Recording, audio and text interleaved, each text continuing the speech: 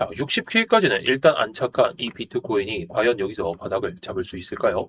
자, 바닥이 잡히려면 특정 조건은 필요합니다. 특정 조건이라는 것은 EMA 선을 봤을 때, EMA 선을 봤을 때 골든 크로스가 나오는지 또는 거래량이 늘어나면서 이전 매물대를 먹어가는지 일단 긍정적인 건 지금 상황에서 긍정적인 건 60K를 넘어서는 이 종가상으로는 못 넘었지만 딱 종가상으로는 60K 그 수준에서 머물렀지만 오늘은 60K 위에서 일단 유지가 되고 있다는 건 일단은 긍정적이긴 합니다. 하지만 이게 위에 넘어서야 될 이런 매물대들이 상당히 많다는 것이고 여기서도 또 있고 여기서도 또 있고 여기서도 또 있죠. 게다가 조금만 올라가면 66K라는 이 벽에서 또 EMA 선과 마주치기 때문에 이런 구간처럼 곧바로 넘지는 못하더라도 이 정도의 흐름을 보여주면서 올라간다면 지금 상황에서는 추가적인 반등 가능성이 없는 건 아닙니다.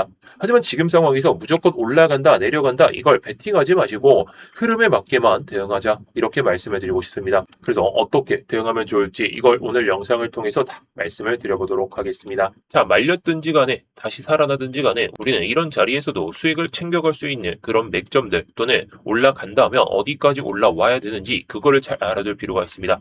자, 일단 일봉 상황에서는 62.2K 이 이상까지 올라와야 그나마 안정적인 모습을 보여줄 수가 있습니다. 그렇다는 것은 반대로 생각했을 때 62.2K라는 이 가격 위로 못 올라타는 순간 계속해서 이 밑에서 유지가 되는 순간에는 위로 올라도 다시 내려갔다가 올라오고 또는 내려가도 올라왔다가 내려가는 그런 흐름이 계속해서 반복이 될 수가 있다는 거죠.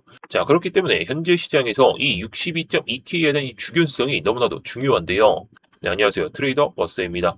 자, 일단 요즘 시장에 너무나도 변동성이 큽니다. 자, 그래도 우리 구독자분들께서 이 비트코인 시장에서 살아남기 위한 그런 방법이 너무나도 중요하다 보니까 오늘 영상에서 일단 다 풀어드리도록 하겠습니다. 자, 일단 구독과 좋아요 눌러주시면 저에게 많은 힘이 됩니다. 한 번씩 눌러주시면서 시작해 보도록 하겠고요. 자, 일단 오늘 같은 경우에도 60K를 기점으로 해가지고 위아래로 계속해서 왔다 갔다 하고 있는 상황입니다. 그런데 지금 시장에서 가장 중요한 건 가격이 아니라 누가 팔고 누가 사고 있는가 이게 상당히 중요할 것 같아요.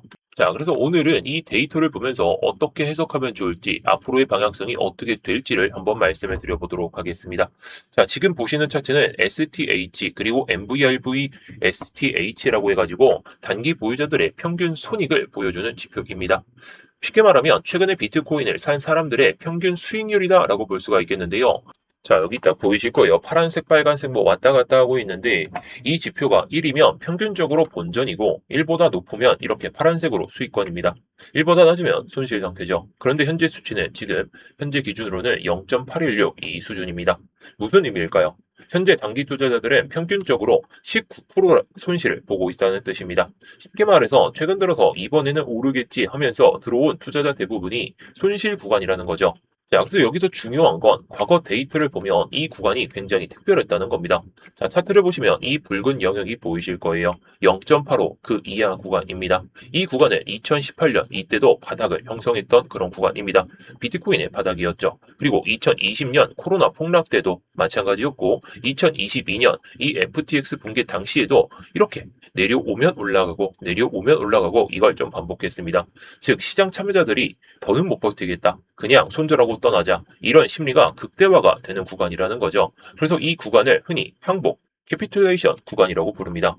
그런데 이걸 더 확실하게 보여주는 지표가 STHSOPR입니다. 현재 수치는 0.99 수준으로 나와 있어요. SOPR은 실제로 손익을 확정해서 매도했는지를 보여주는 지표인데 1보다 낮다는 것은 사람들이 실제 손실을 확정하면서 비트코인을 팔고 있다는 뜻입니다. 즉 MVRV가 아프다. 이걸 보여준다면 SOPR은 결국 손절했다. 이걸 보여주는 것이죠. 즉 지금 시장에서는 단순히 손실을 보고 있는 것이 아니라 실제로 손절 물량이 계속해서 시장에 나오고 있다는 의미겠죠. 그런데 여기서 흥미로운 점이 하나 있습니다. 현물 시장에서는 손절이 나오고 있는데 반대로 파생시장 상품에서는 미결제 약정, 즉 오픈 인터레스트가 오히려 증가하고 있는 상태죠. 최근에 1억 7천만 달러 규모가 이렇게 증가하는 모습을 보여줬는데 이게 왜 중요하냐면 새로운 레버리지 자금이 시장에 들어오고 있다는 뜻입니다. 즉 시장에 정말 조용하고 정말 지루하고 정말 답답한 모습을 보여주고 있지만 안에서는 롱과 숏이 계속해서 쌓이고 있다는 것이죠. 이런 상황에서는 방향이 한번 결정되는 순간 청산이 연쇄적으로 발생하면서 생각보다 훨씬 더 큰 변동성이 나오는 경우가 많습니다. 그게 위로 향할지 아래로 향할지 그거는 조금 더 봐야 되겠지만 그래서 지금 시장은 굉장히 흥미로운 구조입니다. 현물 투자자들은 손실을 견디지 못하고 손실을 감수하면서 던지고 있고, 파생상품 투자자는 레버리지를 계속해서 늘리고 있습니다. 한쪽에서는 포기하고 다른 한쪽에서는 크게 베팅하고 있는 상황인 겁니다. 이럴 때는 어느 한쪽이 무너지면서 강한 추세가 만들어질 가능성이 높다는 거죠. 다만 여기서 한 가지 꼭 명심할 게 있습니다. 많은 분들이 그러면 지금은 바닥이네요. 무조건 바닥일까요? 이렇게 생각하시는데 그건 일단 아닙니다. 이 지표가 0.85 아래로 내려왔다고 해서 반드시 그날이 바닥인 건 아니라는 거죠. 과거에도 일정 구간, 이 구간에서는 머무르면서 추가 하락이 나왔던 사례도 계속해서 반복적으로 나왔어요. 하지만 공통점은 있었습니다.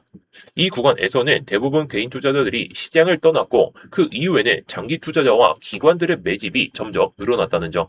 그래서 지금은 가격 하나보다 ETF 자금이 다시 한번 들어오는지 기관 자금이 유입되는지 그리고 고래들의 이 온체인 움직임이 바뀌는지를 함께 봐야 되는 그런 시점이다라고 보시면 되겠습니다. 그래서 결국에 지금 시장을 한 문장으로 정리하면 이렇습니다.